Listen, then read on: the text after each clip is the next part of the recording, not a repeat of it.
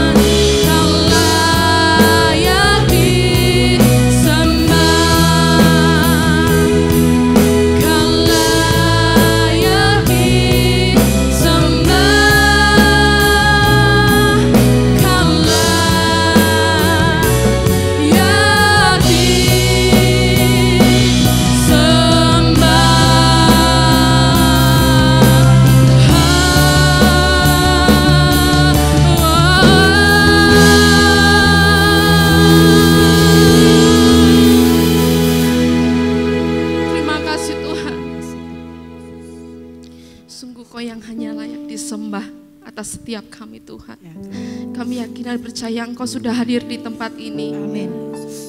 Kami bersyukur hari ini hari yang terbaik yang telah Engkau berikan atas kami Tuhan. Kami mau lebih lagi meninggikan nama-Mu, memuliakan nama Tuhan. Terima kasih Bapa, bertahtalah atas setiap pujian kami Tuhan.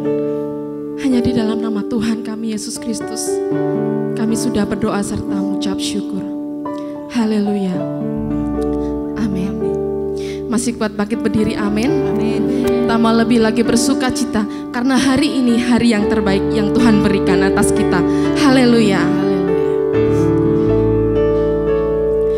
Ku mau tetap bersyukur, senantiasa bersyukur, segala yang ku alami, biar kehendak-Mu terjadi. Ku mau tetap bersyukur, senantiasa bersyukur, hatiku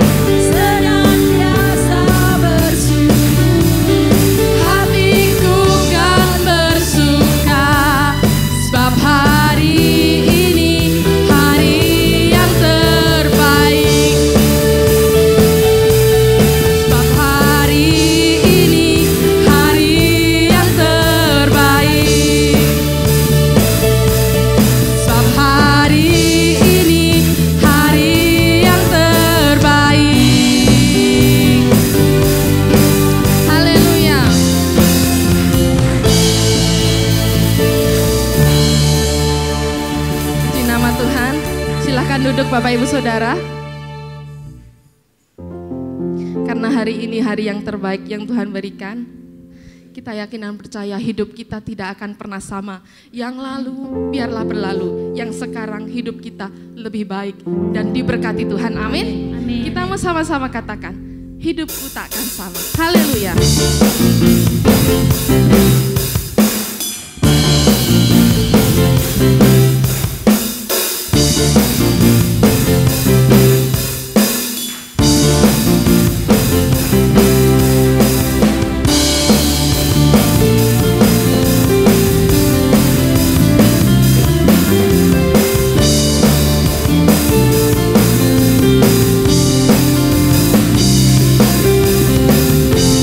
Kaulah satu-satu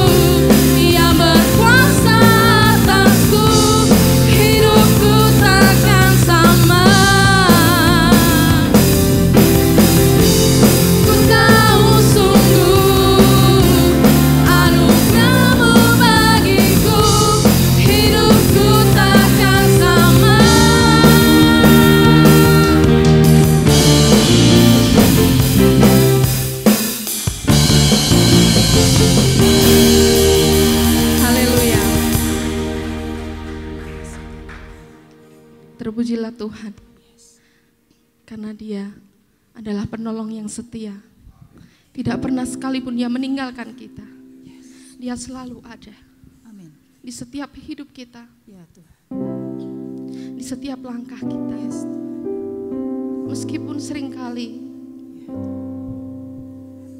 kita berkata, Tuhan aku gak bisa. Tapi kita percaya, harus percaya. Kita punya penolong yang setia, yang selalu menolong dan memberi yang terbaik bagi hidup kita.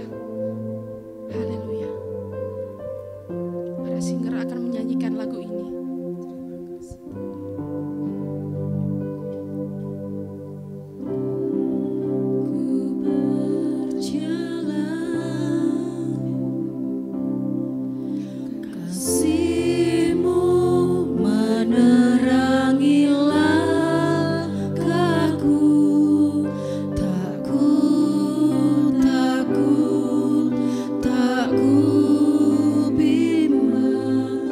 Karena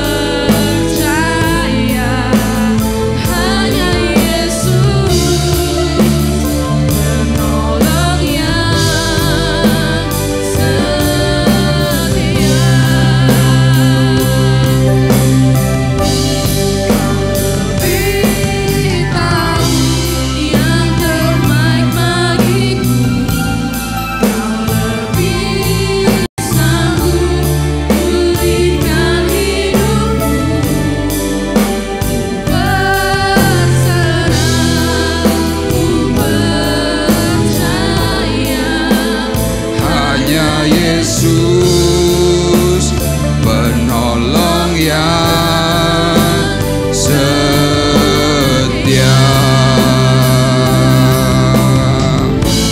Kau lebih tahu yang terbaik bagiku, Kau lebih sanggup pulihkan hidupku. Ku berserah, ku percaya, hanya Yesus penolong yang setia. Hanya Yesus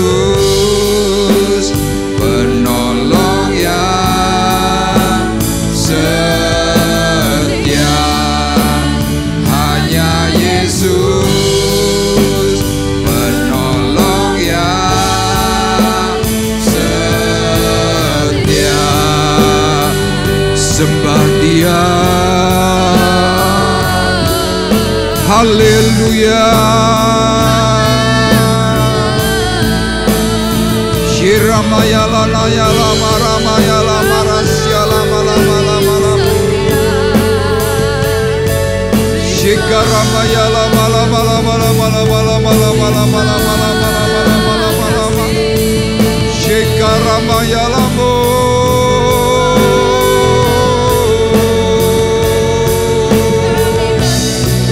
Sikira papa papa papa papa papa. Shekinarapayala narasu. Shekira parasyala malamalamalamalamalamalamalamalamalam. Mari bersama-sama angkat suaramu, angkat hatimu kepada Tuhan pagi hari ini. Sekanayala malamu.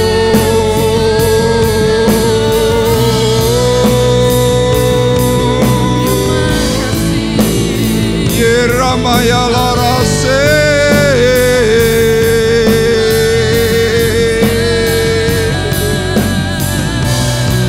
Sikara para bala bala bala bala bala.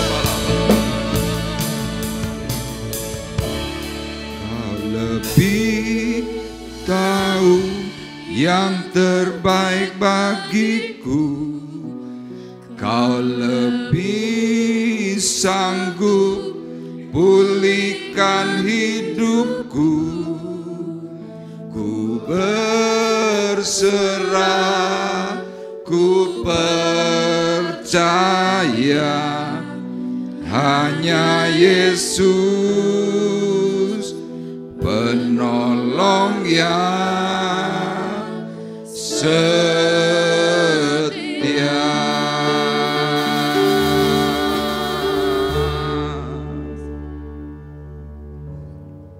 Inilah keyakinan iman percaya kami kepada Tuhan.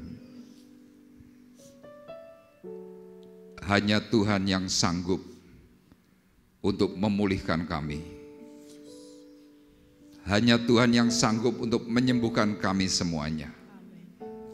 Dan hanya Tuhan saja yang sanggup menyelamatkan hidup kami. Oleh karena itu Tuhan, di waktu-waktu kami yang semakin sempit, menanti akan kedatangan Tuhan, tolong kami semuanya. Beri kami arahan hikmat untuk mempersiapkan hidup kami ketika Tuhan datang untuk yang kedua kali. Kami ingin Tuhan menjadi satu pribadi yang mewakili Tuhan di atas muka bumi, sehingga saat orang-orang boleh melihat kami, mereka boleh melihat Tuhan ada di dalam diri kami. Sehingga orang-orang yang melihat kami Tuhan, mereka diselamatkan karena mereka tertarik ingin mengenal Tuhan Yesus lebih lagi. Oleh karena itu Tuhan, berbicaralah kepada kami secara khusus pagi hari ini. Beri kami arahan, beri perkataanmu yang tepat, sehingga hati kami tergugah dan kami siap boleh menjadi pelaku setiap perkataan firman yang Tuhan ajarkan. Berkati hamba-Mu dengan Roh Kudus-Mu, berkati kami sidang jemaat-Mu yang hadir dengan roh yang sama, Roh Kudus yang memberikan hikmat dan pengertian atas kami. Terima kasih Tuhan, kami siap menyambut firman-Mu di dalam nama Tuhan Yesus Kristus. Dan kita semua yang siap diberkati oleh Tuhan bersama-sama berkata, amin. Puji Tuhan, dipersilahkan duduk. Shalom. Haleluya. Ya, hari ini kita memasuki bulan yang baru, bulan Agustus, dan hari ini adalah tanggal 3. Ya, tidak terasa bulan demi bulan, waktu demi waktu kita lalui dan kita bisa tetap kuat karena ada penyertaan Tuhan. Nah, Bapak Ibu, minggu yang lalu saya memberikan tema tentang bagaimana kita harus mengingatkan orang-orang terdekat kita agar supaya kita semua bisa terlepas dari murka. Ya, belajar dari kehidupan Ayub, karena sebuah kelalaian yang dilakukan oleh Ayub, dia lalai untuk mengingatkan keluarganya, sehingga semuanya dihantam oleh murka Allah. Ayub sendiri mengalami satu permasalahan. Kenapa demikian? Karena secara khusus anak-anaknya Ayub selama hidup mereka membuang-buang waktu. Apa yang mereka lakukan? Setiap hari pesta pora. Ya, tidak pernah memikirkan tentang keadaan Tuhan, tidak pernah memikirkan hal-hal yang berkaitan dengan peristiwa rohani. Sehingga Tuhan mengizinkan satu peristiwa, iblis datang untuk menghantam. Memang pada akhirnya Ayub bisa dipulihkan, tetapi proses pemulihan itu pun juga membuang-buang waktu. Kenapa? Karena memang panjang. Nah, sesudah Ayub dipulihkan, apa yang Ayub lakukan? Ayub menghargai waktu. Ya, hari Rabu kemarin saya memberikan tema menghargai waktu yang sudah dipercayakan. Nah, Ayub berbenah diri yang sampai pada akhirnya keluarganya kembali dipulihkan, mendapatkan kembali kekayaan yang hebat. Nah, demikian juga dengan keadaan Rasul Petrus.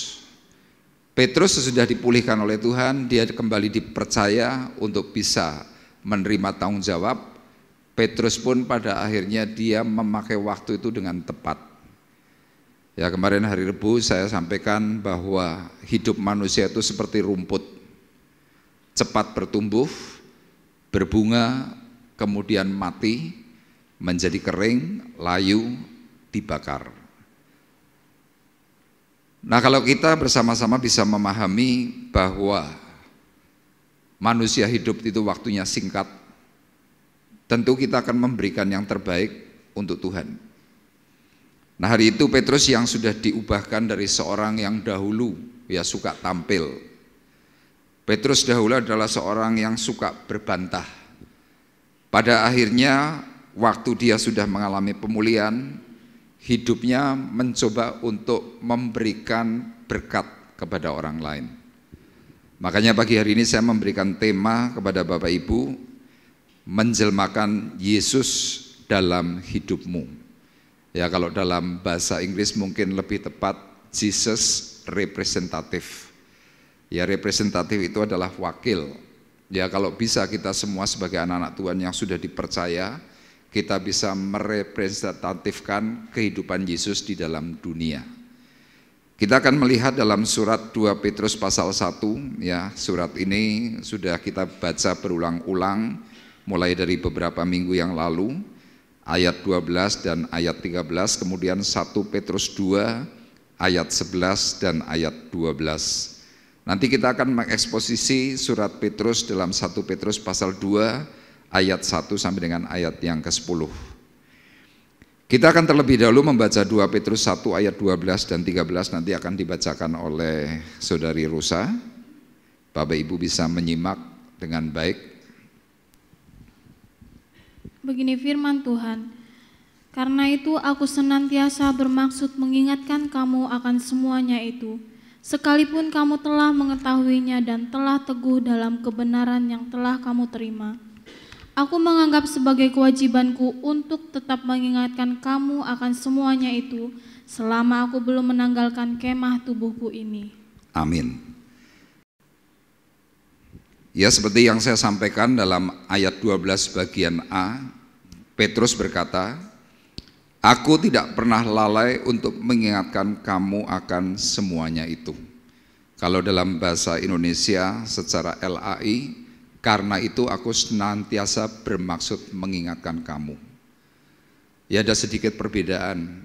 Perbedaannya kalau dalam ayat 12 dalam LAI, itu hanya sekedar untuk terus berbicara mengingatkan. Tetapi Petrus sendiri secara pribadi dia berkata, "Aku tidak pernah lalai untuk mengingatkan kamu akan semuanya itu sebelum dia mati." Nah, kata kemah tubuhku itu kalau dalam bahasa asli itu memakai kata tabernakel.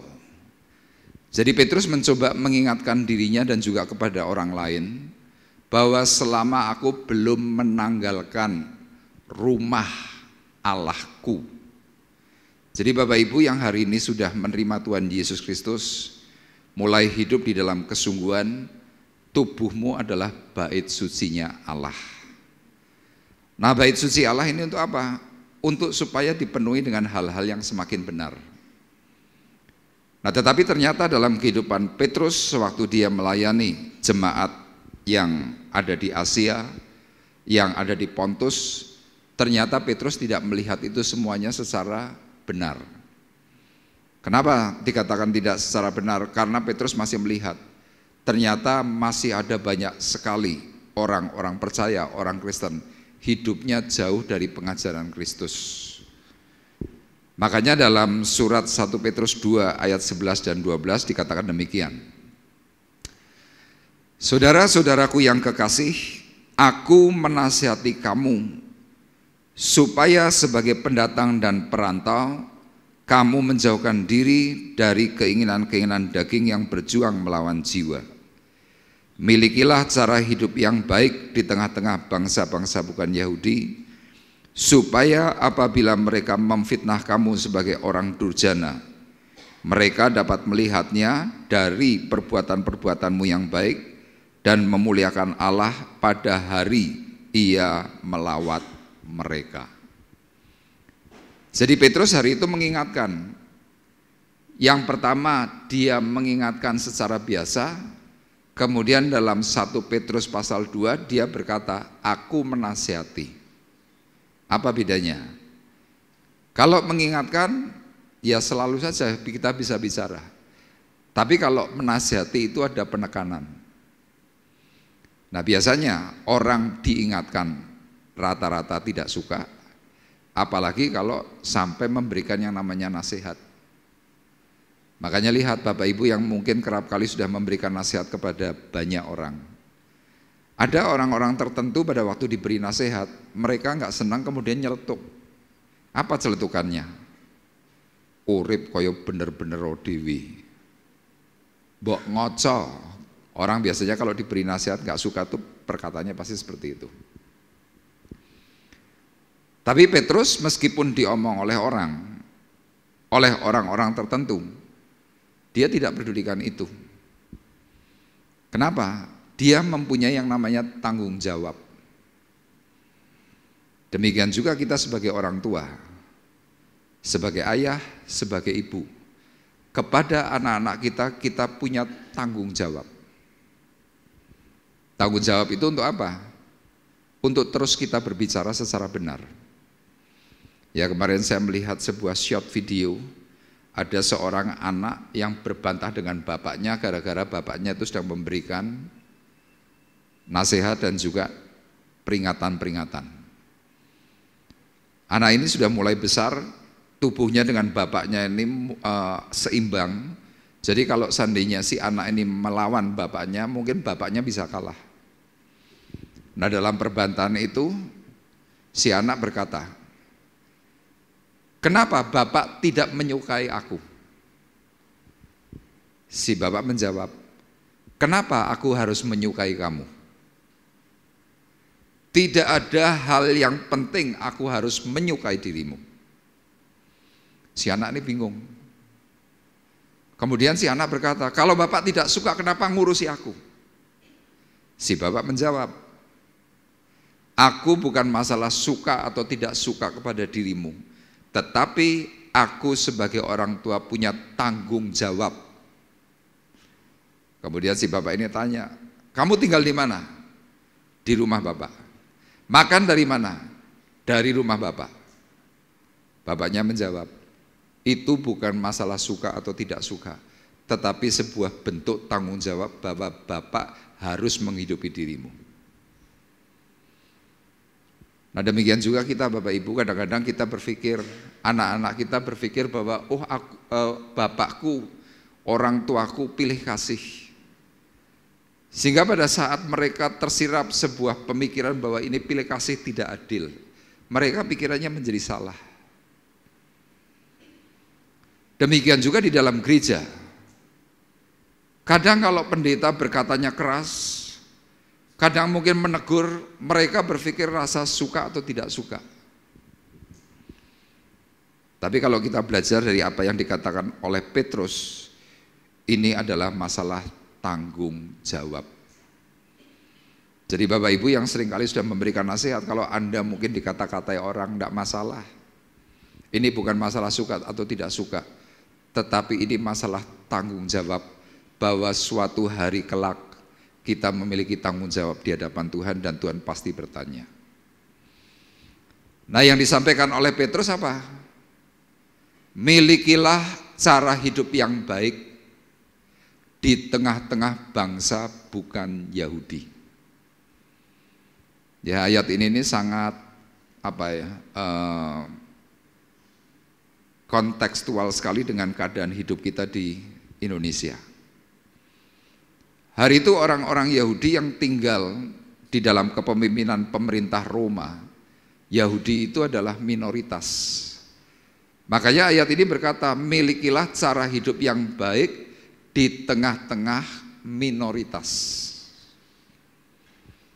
Anda boleh melihat, Anda hari ini sebagai minoritas. Ya saya perhatikan, kekristenan kita atau kita sebagai orang-orang Kristen, secara perilaku pada umumnya itu sudah lebih baik.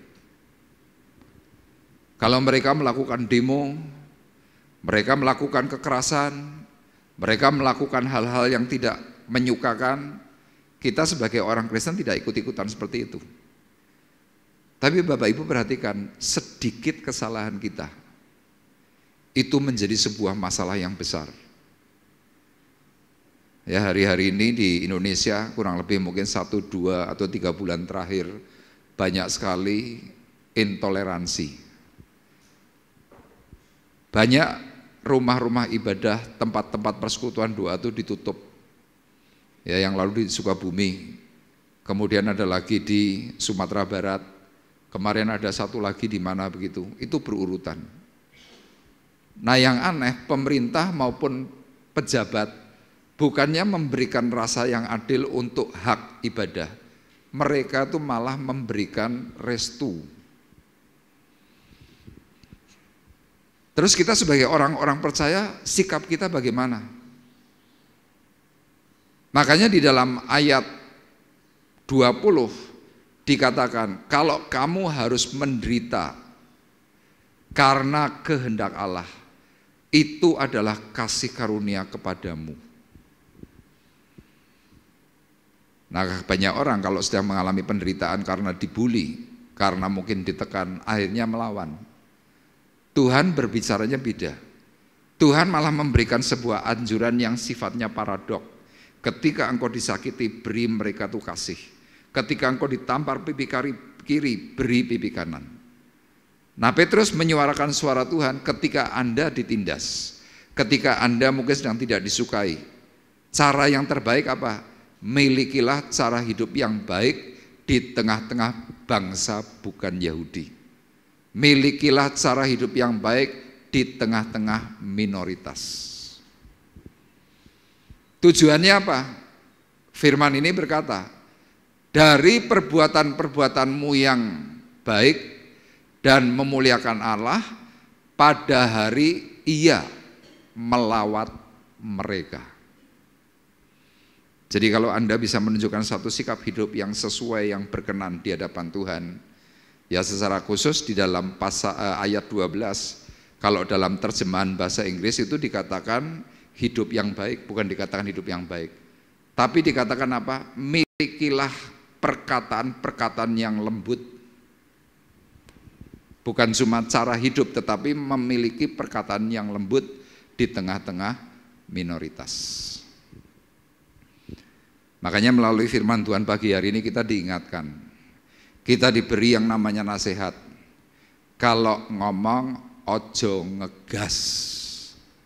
Amin. Banyak enggak sering kali kita dengar kata-kata itu, nek ngomong ngegas, nek ngomong ngegas. Tuhan ingatkan, kalau engkau ngegas, meskipun engkau sudah pelayanan, kalau engkau ngegas, meskipun engkau sudah jadi WL, jadi singer, kalau engkau ngegas, perkataanmu enggak enak, orang itu langsung mundur. Nah hari itu dalam peristiwa pasal 2, Petrus melihat banyak orang Kristen itu gagal untuk menjangkau jiwa. Sama Bapak Ibu mungkin kadang-kadang memberikan sebuah penilaian buat gereja kita. Gereja dari zaman dulu kok cuma sak menetok. Sudah 20 tahun kok tidak bertumbuh. Nah seringkali ketika ada ketidakpertumbuhan gereja, yang dituding siapa? Siapa Bapak Ibu? Ini yang lagi bicara di depan. Tapi firman Tuhan di sini bukan untuk hanya hamba Tuhan, tapi untuk kita semuanya. Kenapa? Masalah hal penjangkauan jiwa, masalah hal untuk kita bisa memajukan gereja Tuhan, itu adalah kerjasama kita semuanya. Teman-teman jemaat, teman-teman seiman, itu adalah tugas tanggung jawab kita. Makanya di sini saya memberikan gambar di dalam judul tadi, coba kembali kepada judul ya, mungkin dibesarkan aja, di fullkan aja gambarnya. Ya, di sini saya sengaja memberikan gambar Yesus yang sedang berbagi. Saya sedang memikirkan kenapa ya Yesus kok memakai makanan untuk bisa menjangkau jiwa. Karena itu memang cara yang paling praktis, cara paling mudah. Makanya lihat, orang Tionghoa, orang Jawa, kalau sedang mau melakukan bisnis, pertama kali ketemu, apa yang ditanyakan? Halo, apa kabar? Baik. Sudah makan belum? Betul enggak? Itu pasti pertanyaan pertama, sudah makan atau belum? Kita orang-orang Jawa kadang-kadang berkata, sudah. Ah yang benar, iya sudah, tadi waktu mau berangkat. Yang benar, iya sih, yang siang ini belum. Kalau gitu yuk kita makan. Bisnis langsung deal. Orang-orang Medan memakai tata cara itu. Makanya di Medan ada sebuah istilah, tidak ada makan siang gratis. Kenapa? Karena setiap kali makan siang itu ada tujuan. Salah satunya bisnis supaya deal. Nah sama hari ini kita mungkin sedang diminta oleh Tuhan. Makanya puji Tuhan Bapak Ibu, gereja kita ini ada kontributor yang memberikan perjamuan kasih setiap selesai ibadah. Kalau bulan yang lalu sebulan itu 2 kali. Tetapi bulan Agustus setiap minggu kita diberi kontribusi untuk bisa makan bersama gratis. Kita beri aplaus dulu buat Tuhan. Puji Tuhan. Ya salah satu hal yang diinginkan oleh kontributor ini apa? Pak, coba melalui makan mungkin pertumbuhan gereja Bapak ini bisa semakin baik. Saya oke dengan kata-kata itu. Tetapi ketika saya mempersiapkan perkataan firman Tuhan ini, ya ini tujuannya. Akan semakin menjadi berhasil ketika kita bisa menunjukkan sikap hidup seperti Yesus, sehingga kita bisa memenangkan jiwa. Makan itu hanya sebagai apa? Suplemen, sebagai tambahan. Tetapi sikap hidup kita sebagai anak Tuhan itu komplement. Kalau kita bisa menunjukkan sesuatu yang baik, sesuatu yang benar, sesuatu yang menyenangkan, saya berani pastikan Bapak Ibu, kalau Bapak Ibu satu orang saja, di sini yang hadir kurang lebih sekitar 90 orang, Bapak Ibu satu orang saja, Anda mampu membawa satu jiwa. Minggu depan gerejanya sudah 180 jiwa. Kok enggak ada amin ya? Bisa 180 jiwa. Minggu depannya lagi masing-masing membawa satu jiwa.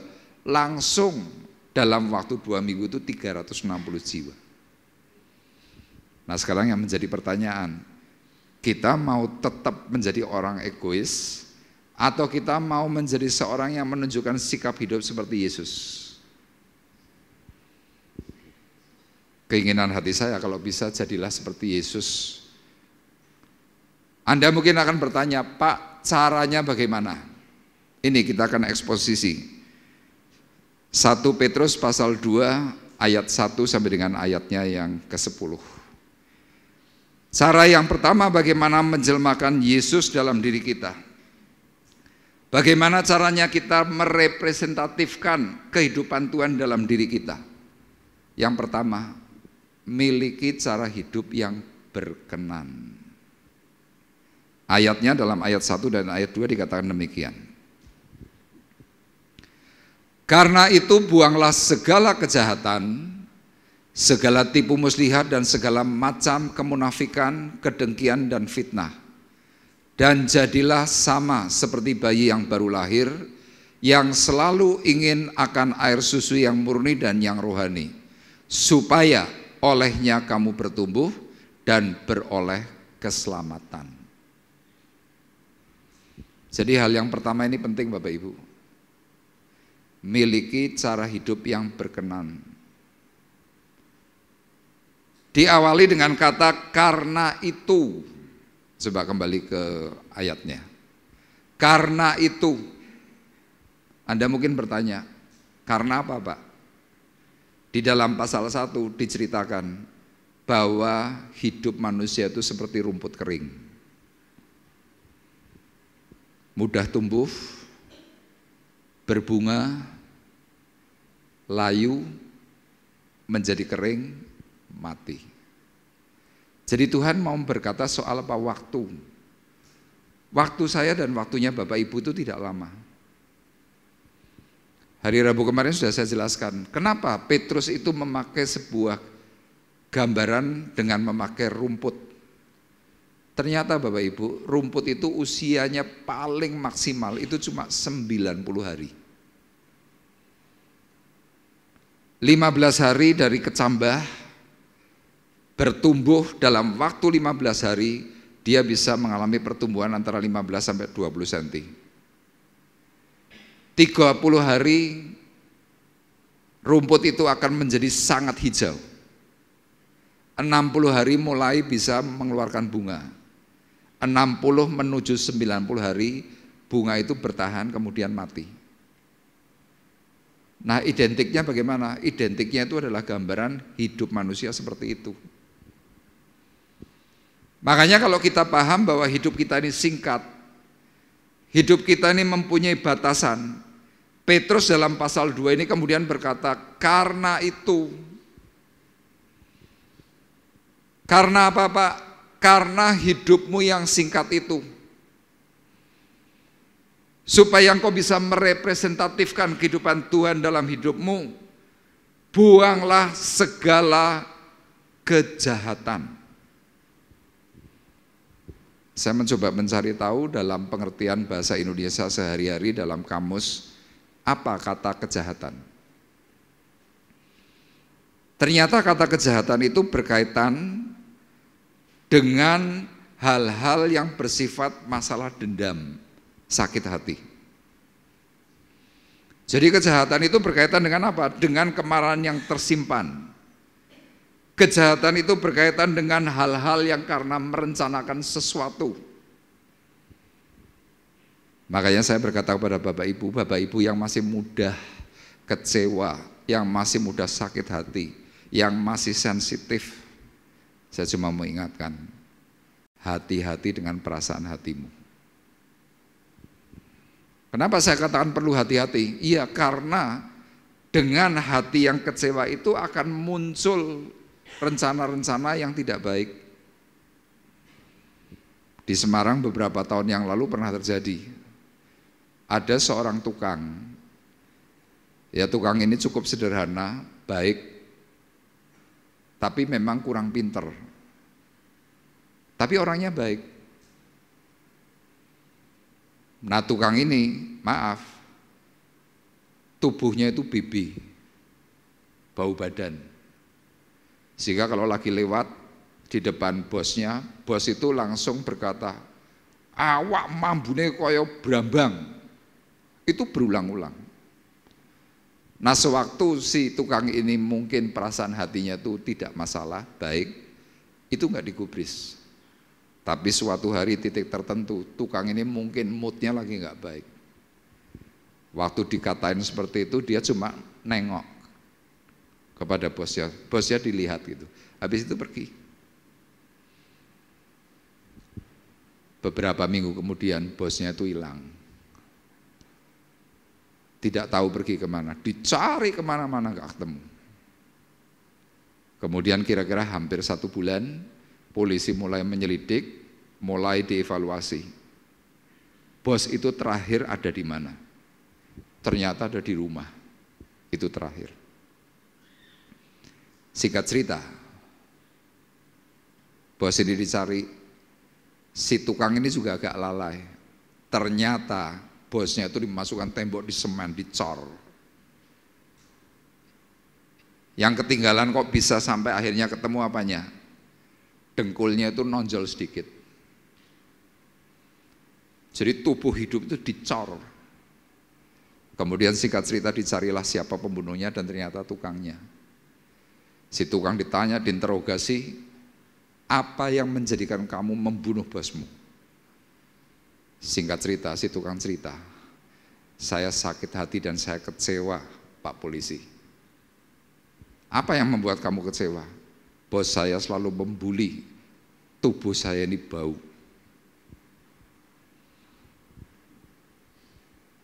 Makanya lihat ada banyak sekali orang-orang Kristen itu gagal. Kenapa? Seperti yang dikatakan oleh firman Tuhan. Mereka melakukan yang namanya perbuatan jahat. Makanya Petrus berkata, karena itu buanglah segala kejahatan. Rencana-rencana dalam hatimu yang sedang tidak baik, buang. Nah kenapa begitu berbicara soal jahat, kemudian berbicara tentang segala tipu muslihat? Karena orang yang sedang mempunyai rasa kecewa, sakit hati, punya perasaan rencana-rencana jahat, munculnya adalah tipu muslihat. Tipu muslihat itu gimana? Mulai cari cara bagaimana supaya orang yang pernah menyakiti itu bisa terjebak dengan apa yang pernah dia lakukan. Nah cara berikutnya apa? Buanglah segala macam kemunafikan. Jadi orang kalau kecewa, orang sakit hati biasanya bisa apa? Bermuka dua. Di hadapan orang katanya, oh iya, nggak apa-apa, oh iya, itu munafik. Ujungnya di belakangnya apa? Dengki, fitnah. Dengki itu seperti apa? Satu proses dalam batin karena apa? Rasa iri. Kenapa iri? Orang itu tidak mampu melakukan seperti yang orang itu lakukan.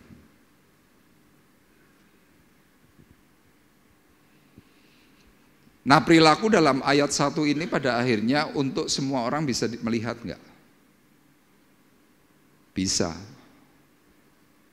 Karena apa? Orang munafik itu antara depan dengan belakang pasti beda.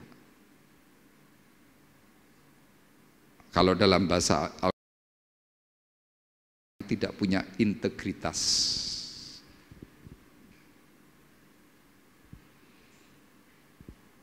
Makanya lihat, kalau kita memiliki satu sikap dalam ayat 1, saya berani pastikan kita tidak akan pernah bisa menjangkau jiwa-jiwa yang baru. Mungkin kita berkata, ayo ke gereja, ayo kita lakukan untuk Tuhan. Tapi ternyata sikapmu ini menyimpan kecewa, menyimpan benci, menyimpan perasaan dendam masa lalu.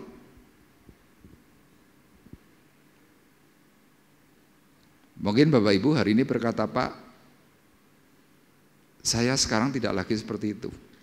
Mungkin iya, tapi yuk coba kita tilik, kita evaluasi lagi. Peristiwa 20 tahun yang lalu, peristiwa 25 tahun yang lalu. Banyak dari kita tuh sampai hari ini belum bisa lupa. Belum.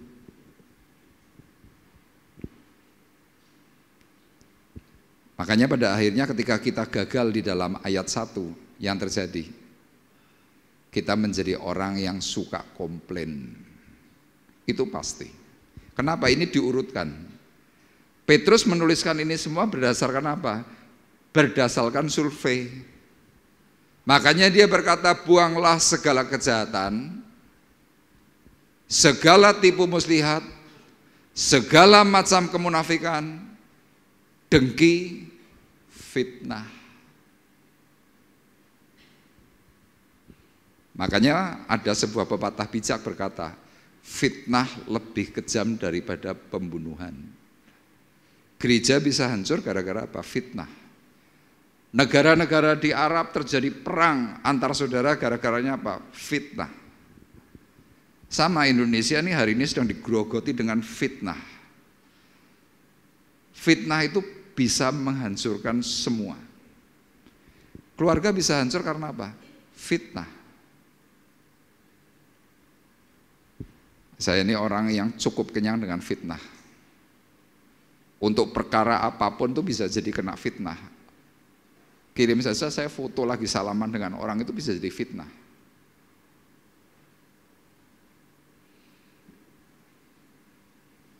Makanya Bapak Ibu boleh lihat, ini cerita dari Pak Bekti. Om Bekti itu paling tidak pernah mau foto dirinya, Pak Bekti, kemudian dengan seorang wanita, kemudian wanita itu bawa anak. Suruh foto model begitu dia tidak pernah mau.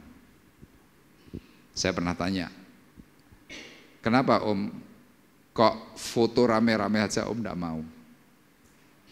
Om Bekti cerita, saya tidak mau mengulang peristiwa pendeta yang di Manado. Loh kenapa Om memangnya? Ada pendeta tenar di Manado. Dia berpikir foto dengan jemaat. Jemaatnya ini seorang wanita yang cukup muda, punya 2 anak. Foto bareng. Kemudian melalui foto itu diupload, ditulis dengan suami yang tercinta. Anda tahu yang terjadi? Pendeta ini langsung nyungsep. Hancur namanya. Masyarakat diberitahu bisa nggak? Ya bisa. Tapi menguras energi. Dan Bapak Ibu perlu tahu, untuk menghancurkan yang namanya gereja, pakai saja fitnah, pasti gereja itu hancur. Makanya Tuhan mengingatkan kalau ada peristiwa fitnah, terus sikap kita bagaimana? Jadilah sama seperti bayi yang baru lahir. Kenapa kok harus seperti bayi yang baru lahir? Iya, bayi yang baru lahir itu nggak banyak pola. Dia lapar, dia nangis, dia kenyang, dia tidur, dia tidak komplain, dia tidak berbantah, dia tidak klarifikasi, dia diam. Bayi yang baru lahir itu hanya selalu ingin apa? Air susu yang murni. Tidak ada bayi bilang, Bu, jaluk es buah, ora nono. Bu, es jus, Bu, soda gembira, tidak ada. Bayi yang baru lahir itu cuma diberi air susu ibu. Lagi nangis, owek-owek diseselip, set, langsung set, diem. Gak komplain. Air susu ibu ada rasanya enggak? Tidak ada rasanya. Tapi air itu murni. Makanya saya mau berkata kepada ibu-ibu yang masih menyusui, susuilah anakmu semaksimal mungkin. Kenapa? Karena anakmu pasti sehat. Anakmu pasti giginya kuat. Anakmu pasti bertumbuhnya tulang-tulangnya itu tidak mudah patah. Sama istilah ini terjadi dalam kehidupan rohani kita. Kenapa engkau mudah patah hati? Kenapa engkau mudah kecewa? Kenapa engkau tidak kuat? Karena engkau tidak pernah minum minuman yang bersifat rohani. Makanya Petrus berkata, jadilah sama seperti bayi yang baru lahir, yang selalu ingin akan air susu yang murni dan yang rohani. Untuk apa? Supaya oleh air susu yang rohani itu, kamu bertumbuh dan selalu dan beroleh keselamatan. Ini loh yang kadang-kadang kita ini gagal.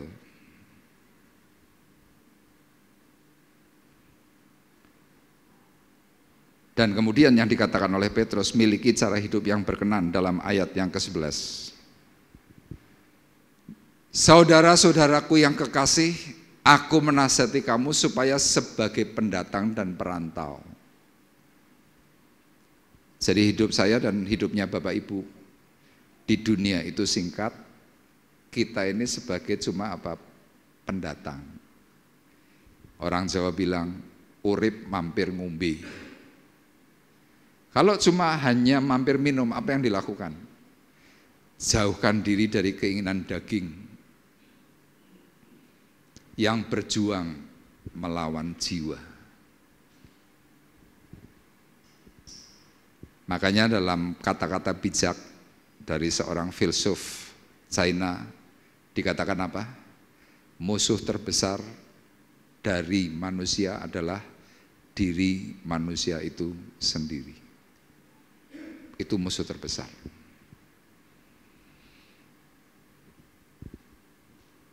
Petrus mengajarkan supaya memilikilah cara hidup yang baik di tengah-tengah bangsa-bangsa bukan Yahudi. Untuk apa? Supaya kita dilihat orang, sehingga waktu Tuhan melawat mereka, mereka bisa ngerti, oh ini pengajaran Tuhan. Itu yang saya tulis pakai warna hijau. Mereka dapat melihatnya dari perbuatan-perbuatanmu yang baik dan memuliakan Allah pada hari Ia melawat mereka.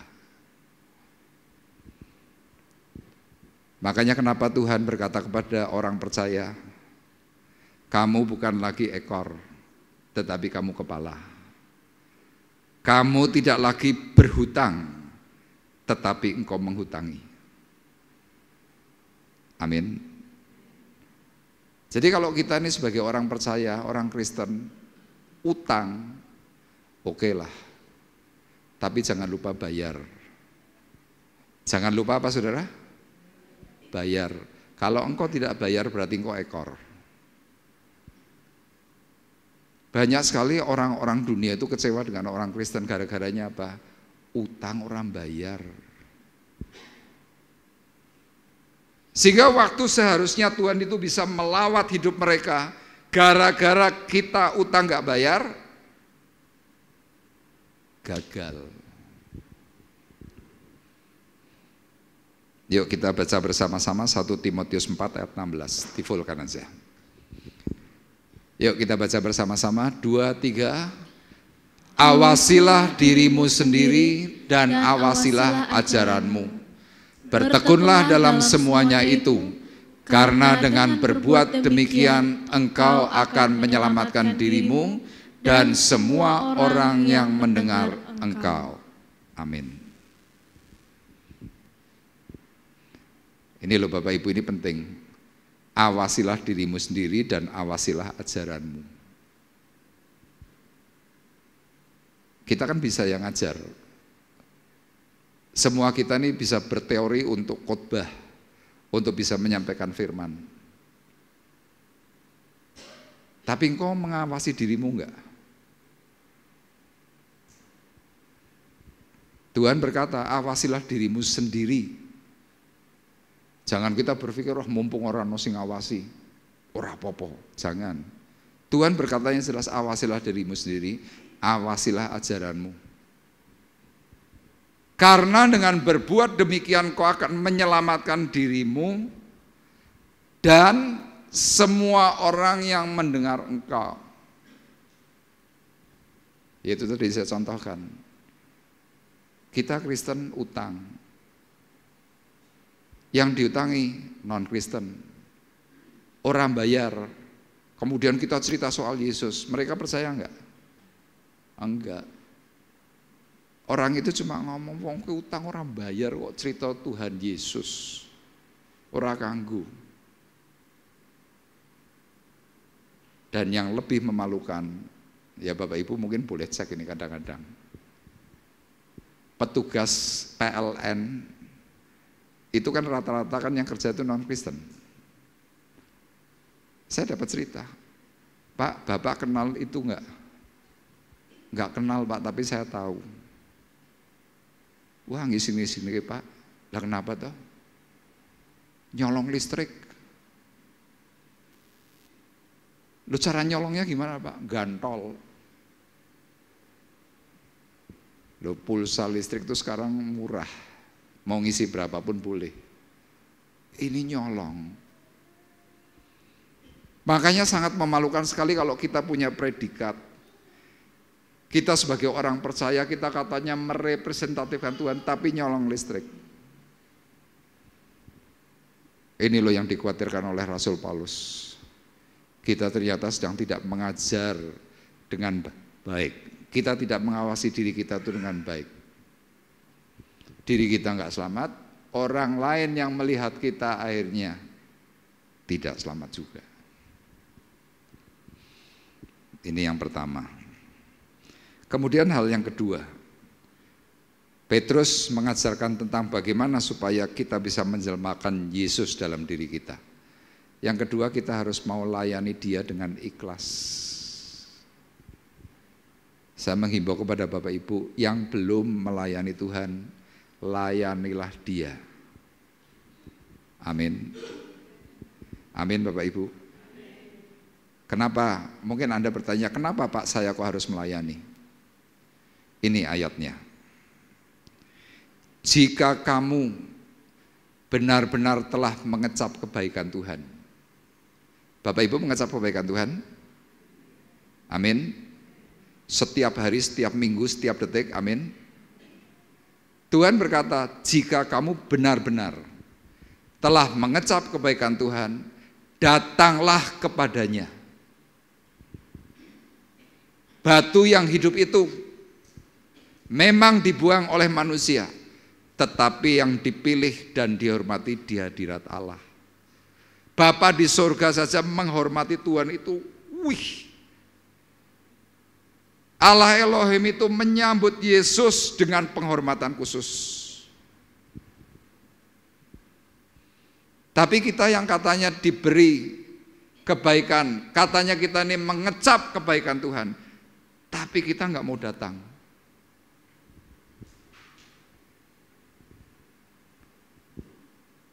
Maaf ya Bapak Ibu kalau kita mengingat dua ayat ini, ayat 3 dan ayat 4. Harusnya secara refleks kita tuh malu loh. Kenapa Anda punya rumah, Anda punya kesehatan, Anda punya mobil, Anda punya apapun. Itu semuanya adalah kebaikan Tuhan yang saudara sudah kecap. Tapi kadang kita untuk datang kepada Tuhan kita tuh males.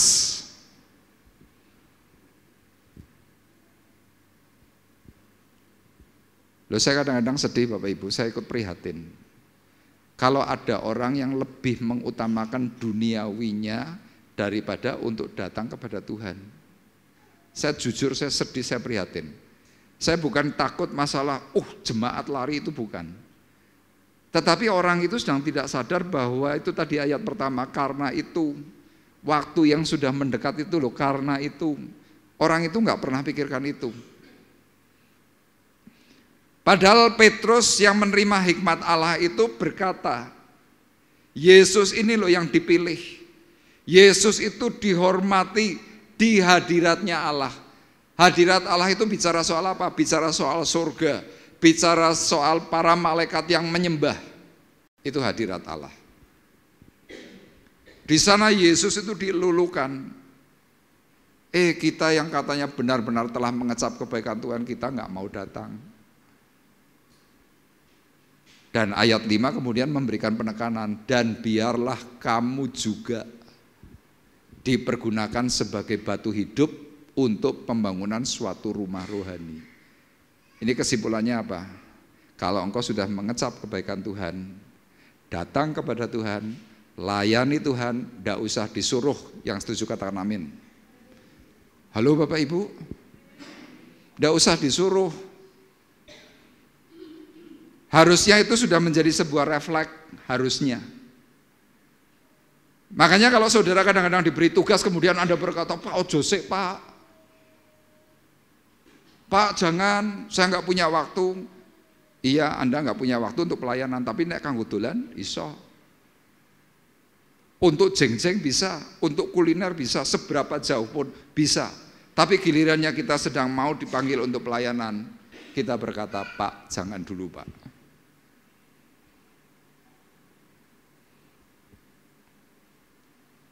Nah, akibat ketika kita banyak menolak, kita tidak merepresentatifkan kehidupan Yesus dalam diri kita. Padahal pelayanan itu tujuannya untuk apa sih? Tujuannya untuk suatu imamat kudus, untuk mempersembahkan persembahan rohani yang karena Yesus Kristus berkenan kepada Allah.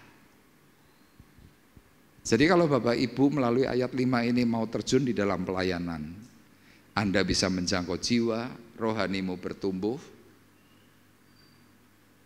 Kemudian yang paling utama apa? Itu menyenangkan hati Tuhan. Ini yang dikatakan Petrus, untuk mempersembahkan persembahan rohani yang karena Yesus berkenan kepada Allah. Jadi waktu Anda pelayanan bukan, melayani GBT, bukan. Waktu Anda pelayanan bukan melayani pendeta Arif, bukan. Bukan sedang meringankan pekerjaannya full timer, bukan. Tetapi Anda sedang menyukakan hati Tuhan. Yang setuju katakan amin. Loh, itu pelayanan Bapak Ibu. Makanya kalau Bapak Ibu mungkin bertanya, Pak, Bapak kok kalau pelayanan itu semangat, sebabnya kenapa? Mungkin sebagian orang berpikir, iya wae memang kerjaannya pendeta yang ngunu. Bukan. Saya bukan karena masalah saya pendeta atau gembala, itu bukan. Tapi sejak saya mengecap kebaikan Tuhan, saya dipulihkan, saya disembuhkan, saya mengalami berkat yang mulai progresif. Hari itu saya sadar dan saya tahu, tanpa Tuhan saya bukan siapa-siapa. Karena itu apa yang saya lakukan? Saya langsung menyerahkan hidup kepada Tuhan. Pak, apakah Bapak langsung jadi pendeta? Tidak. Saya butuh waktu 4 tahun, ditolak. 4 tahun saya tidak dihargai, 4 tahun saya nggak diwongke. Tapi hari itu saya berpikir, saya melayani untuk Tuhan.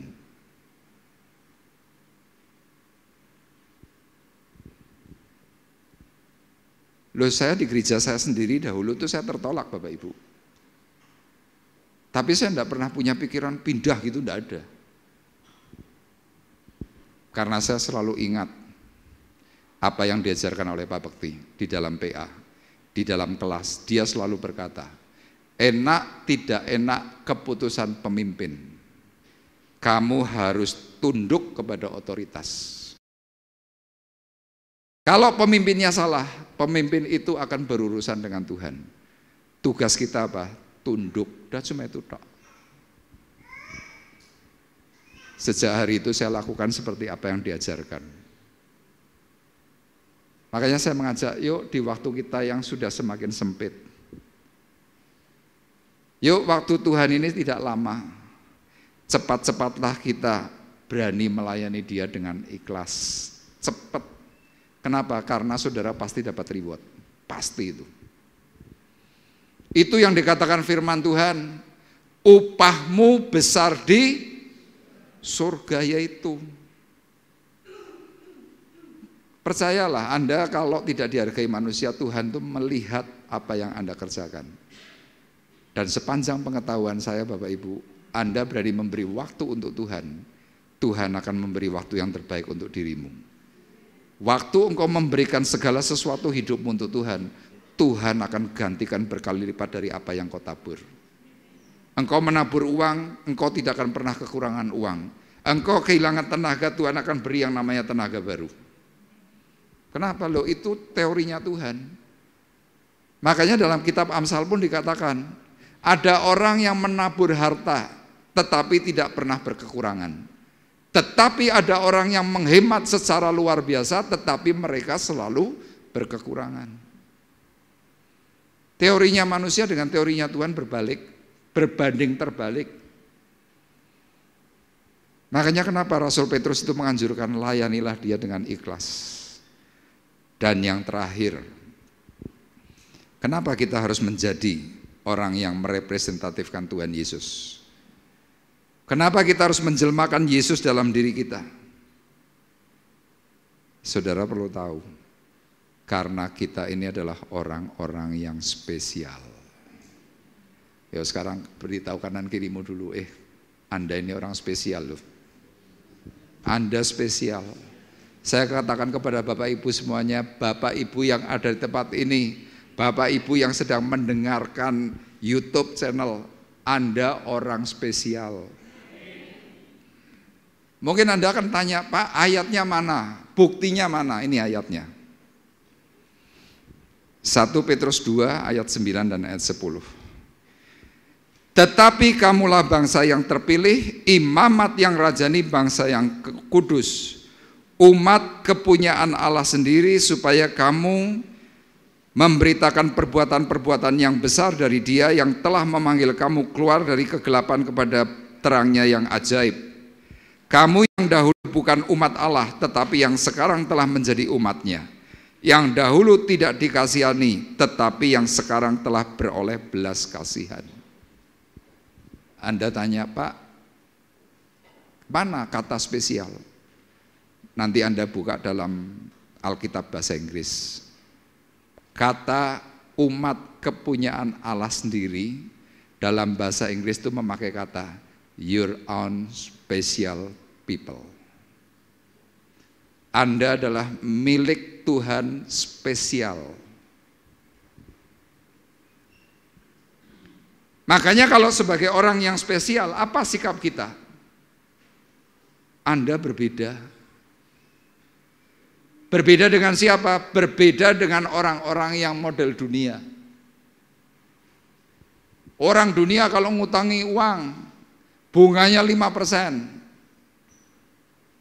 Saudara ngutangi uang, mungkin Anda menuntut bunga.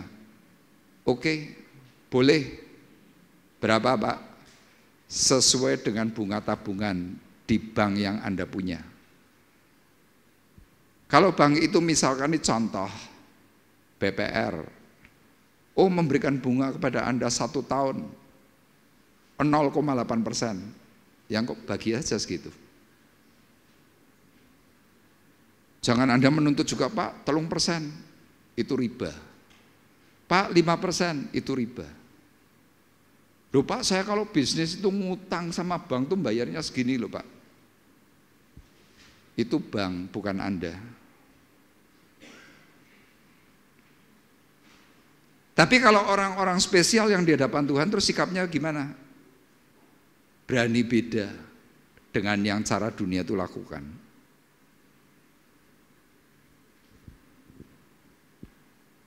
Tetapi kalau kita berkata, wah nggak bisa Pak, nggak bisa, berarti Anda tidak spesial. Kenapa Tuhan mengatakan kepada kita semuanya bahwa kita ini orang spesial? Ini ayat 10. Kamu yang dahulu bukan umat Allah, tetapi sekarang telah menjadi umatnya. Dahulu tidak dikasihani, tetapi yang sekarang telah beroleh belas kasihan. Jadi diibaratkan Bapak Ibu, kita ini dulu ini orang yang terbuang, anak jalanan, kemudian Tuhan adopsi kita ini diangkat. Tuhan berkata, aku memberikan belas kasihan kepadamu. Ayo masuk. Makanya kenapa Petrus berkata, your own special people. Kamu adalah orang-orang yang spesial. Orang spesial itu harus berani menunjukkan satu sikap. Ini loh, aku menjelmakan Yesus di dalam diriku.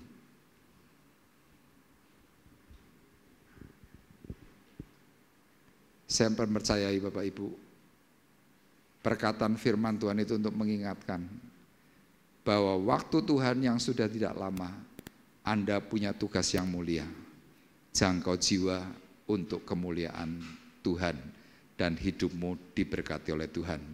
Amin. Tuhan memberkati kita semuanya. Mari kita akan bersama-sama menaikkan pujian, dan petugas perjamuan kudus bisa mempersiapkan diri.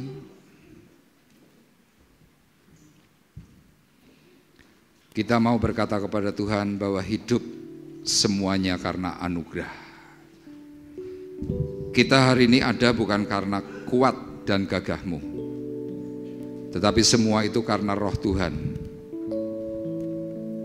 Dan biarlah kita masing-masing membawa hati kita menyembah Tuhan.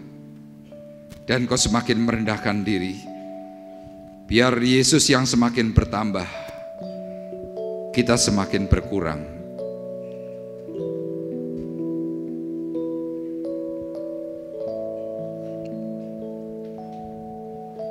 Sebuah karena anugerahmu hari ini ada, bukan karena kuatku, namun karena rohku.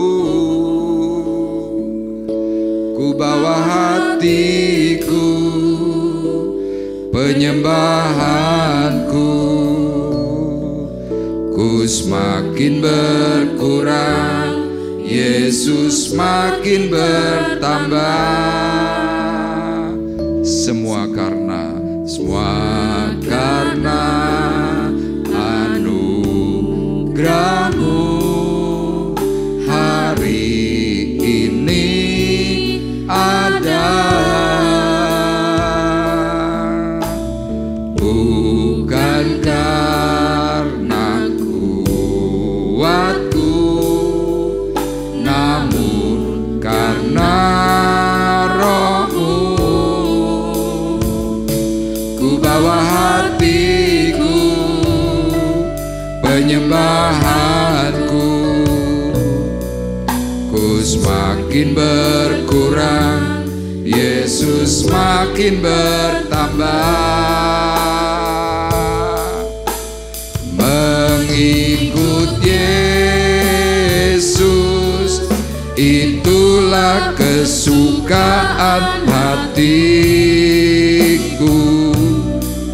Ku lepas semua hakku untuk mengenal kehendaknya di hidupku. Mengiring Yesus, itulah kekuatan hidupku. Ku yakin anugerahnya mampu jadikanku hamba yang berkenan selalu.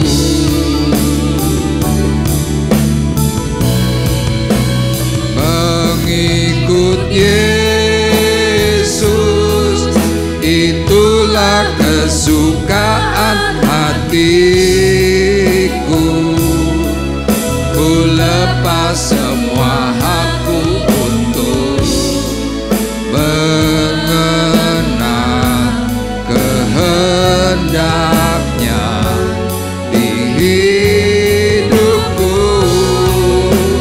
mengiring Yesus, itulah kekuatan hidupku. Ku yakin anugerahnya mampu jadikanku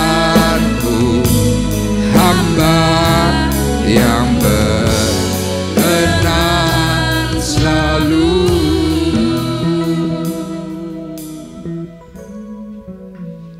Terima kasih kepada Tuhan, karena Tuhan terus mengingatkan kami bahwa waktu yang kami miliki itu semakin sempit. Waktu kami terbatas, dan kerap kali Tuhan, kami membuang waktu kami dengan sia-sia. Tetapi melalui berkat perkataan firman yang kami boleh terima, kami terus diingatkan dan kami terus dinasehati oleh Tuhan untuk kami memiliki satu prinsip pola hidup seperti Yesus, memiliki tata cara hidup yang berkenan. Kami mau berbenah, bahkan ketika ada kekecewaan, ada sakit hati, ada hal-hal yang tidak menyukakan hati Tuhan. Hari ini kami mau berubah di hadapan Tuhan. Oleh karena itu Tuhan, tolong kami, beri kami kekuatan, beri kami kemampuan secara khusus Tuhan, untuk memberikan kami kekuatan baru. Kami mau mengambil bagian yang Tuhan sudah aturkan, yaitu kami mau menjadi pelayan Tuhan yang ikhlas. Kami mengambil bagian itu, karena di hadapan Tuhan ternyata kami adalah orang-orang yang spesial. Tolong kami semuanya Tuhan pada pagi hari ini, biar kami menjadi pengikut Yesus yang benar, menjadi pengikut Yesus yang sesuai, menjadi pengikut Tuhan Yesus yang menjadikan kami boleh melihat surga dan memasukinya dengan cara-cara yang ajaib. Terima kasih. Dan biarlah Tuhan perkataan firman-Mu itu kami mau teguhkan dengan sebentar kami akan menerima roti dan anggur perjamuan. Terima kasih. Saya mengundang untuk petugas perjamuan untuk tampil ke depan.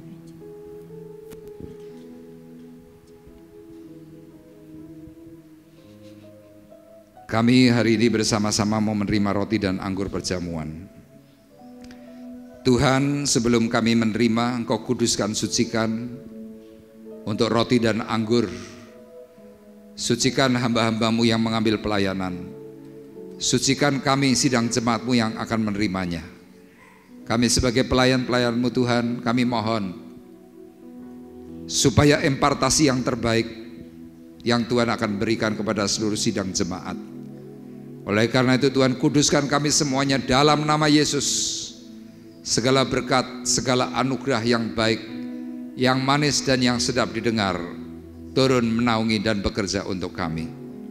Dan seluruh sidang jemaat Tuhan yang sedang mengalami kelemahan, Tuhan beri kekuatan.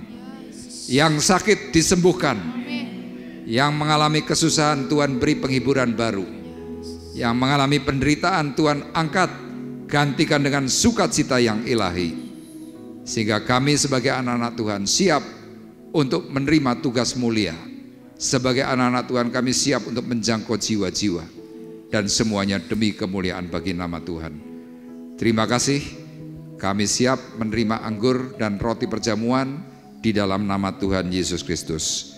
Haleluya.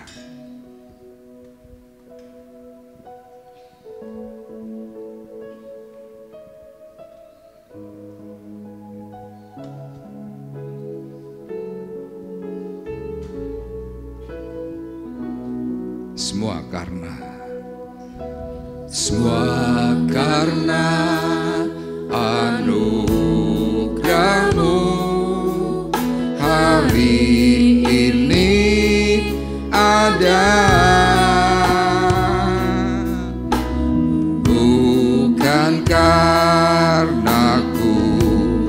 kuatku, namun karena Roh-Mu. Ku bawa hatiku, penyembahanku, ku semakin berkurang, Yesus makin bertambah. Mengikut Yesus, itulah kesukaan hatiku. Ku lepas semua hakku untuk mengenal kehendaknya di hidupku. Mengiring Yesus, itulah kekuatan hidupku. Ku yakin anugerahnya mampu jadikanku hamba yang berkenan selalu. Ada di antara Bapak Ibu yang belum menerima roti dan anggur perjamuan? Kalau sudah menerima semua, mari bersama-sama bangkit berdiri.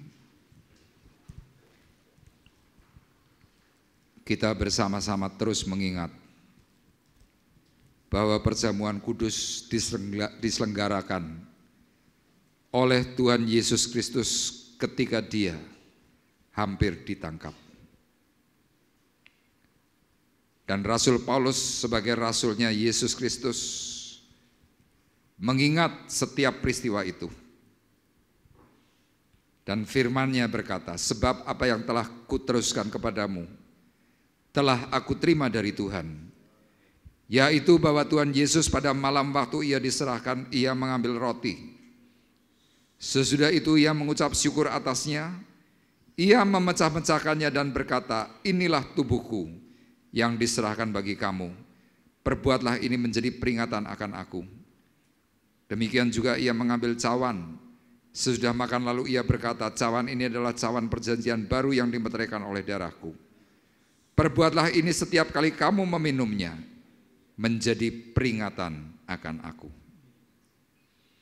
Sidang jemaat Tuhan terkasih, marilah kita bersama-sama angkat roti lebih tinggi dari kepala kita masing-masing. Karena roti adalah satu, maka kita sekalipun banyak adalah satu tubuh. Karena kita semua mendapat bagian dalam roti yang satu itu. Bukankah roti yang kita pecah-pecahkan adalah persekutuan dengan tubuh Kristus?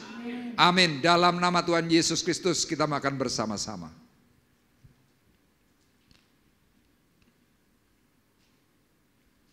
Haleluya. Terima kasih Tuhan. Dan mari kita bersama-sama angkat cawan berkat itu lebih tinggi dari kepala kita masing-masing. Bukankah cawan pengucapan syukur yang atasnya kita ucapkan syukur adalah persekutuan dengan darah Kristus? Amin. Dalam nama Tuhan Yesus Kristus kita minum bersama-sama.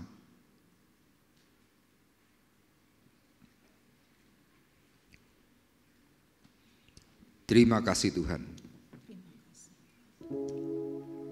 Terima kasih. Kami semakin menyadari bahwa hidup yang kami miliki adalah hidup karena anugerah. Kami memiliki kekuatan itu karena anugerah. Kami bisa tinggal di dalam rumah itu juga anugerah. Bahkan ketika kami mempunyai sarana di dalam kehidupan kami memiliki kaki, kami memiliki tangan, itu pun karena anugerah. Bahkan kami ketika diperlengkapi dengan sepeda motor, sepeda maupun mobil, apapun yang menjadi sarana, itu pun adalah anugerah. Kami hari ini bersyukur Tuhan, kami boleh mengecap segala kebaikan Tuhan dalam diri kami. Kami sampai hari ini masih sehat. Kami sampai hari ini masih kuat. Semua karena anugerah-Mu. Semua karena pertolongan-Mu. Oleh karena itu Tuhan, beri kami hati yang mengasihi Tuhan. Ketika kami mendengar perkataan firman-Mu, barang siapa yang sudah mengecap kebaikan Tuhan, datanglah kepada batu penjuru yang hidup. Jadikan dirimu menjadi rumah rohani yang mampu menjangkau jiwa, menyelamatkan orang lain karena perbuatan-perbuatan-Mu yang kudus. Dan kami pagi hari ini bersama-sama Tuhan memohon ampun di dalam nama Yesus. Ampuni kami yang masih menyia-nyiakan kehidupan kami. Ampuni kami, kuduskan kami. Dan biarlah Tuhan dari seruan kami, Tuhan menolong kami dan kembali memberkati kami semuanya. Kami bersyukur untuk pagi hari ini. Terima kasih. Dan sebagai bentuk ucapan syukur kami Tuhan, sebentar kami akan memberikan korban persembahan yang terbaik. Kami mau kembalikan dari apa yang Tuhan sudah beri. Kami mau kembalikan Tuhan sebagian dari apa yang kami terima. Dan biarlah itu menjadi dupa yang harum, yang melebarkan pekerjaan kerajaan Tuhan di muka bumi, melebarkan akan rumah Tuhan, gereja-Mu dimanapun berada. Tuhan tolong berkati kami yang sebentar akan menabur, yang akan mengembalikan. Kembalikan berkali lipat dari apa yang sudah ditaburkan. Dan kami percaya Tuhan, pengembalian itu besar, pengembalian itu dahsyat ajaib, sehingga hidup kami semakin diberkati oleh Tuhan. Terima kasih Bapa di surga, kami siap memberikan korban syukur kami di dalam nama Tuhan Yesus Kristus. Haleluya. Amin.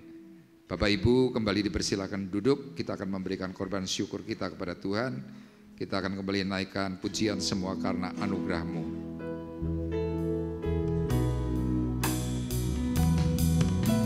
Semua karena anugerah-Mu.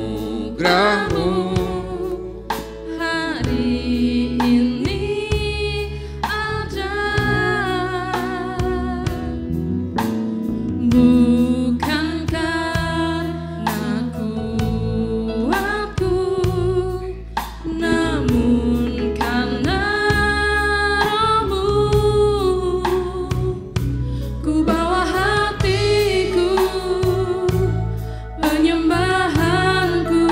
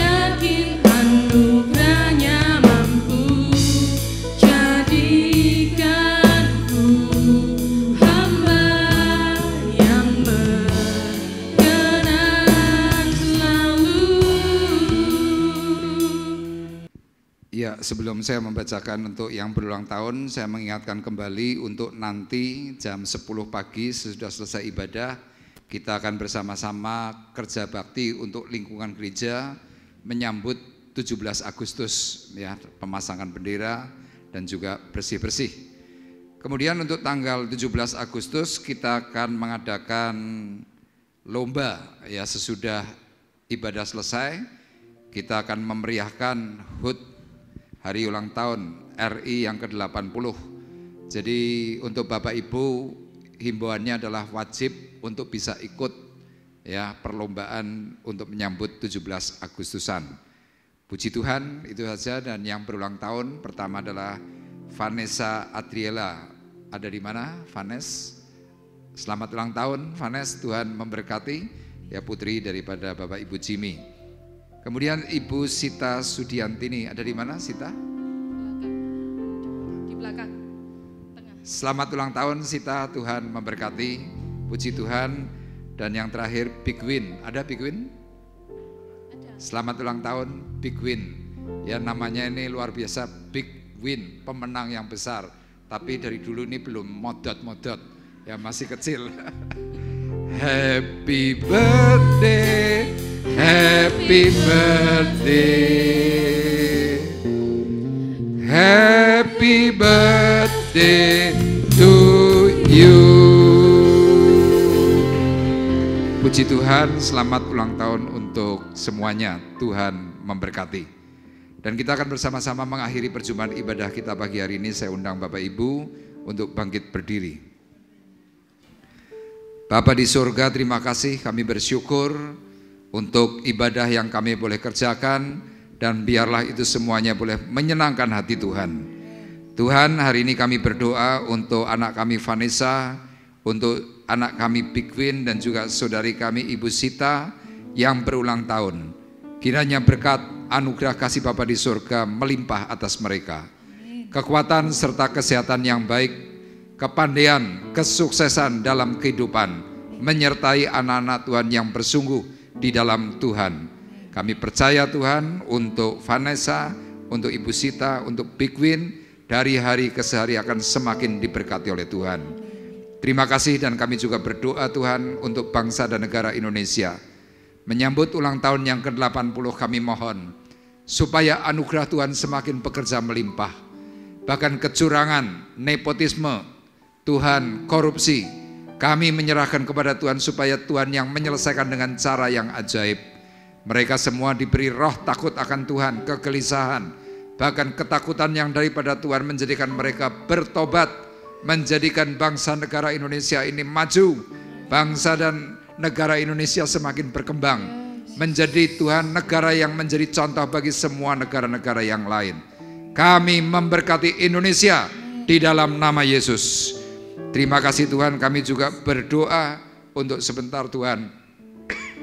Kami akan melakukan kerja bakti, kiranya Tuhan menolong dan memberkati kami semuanya.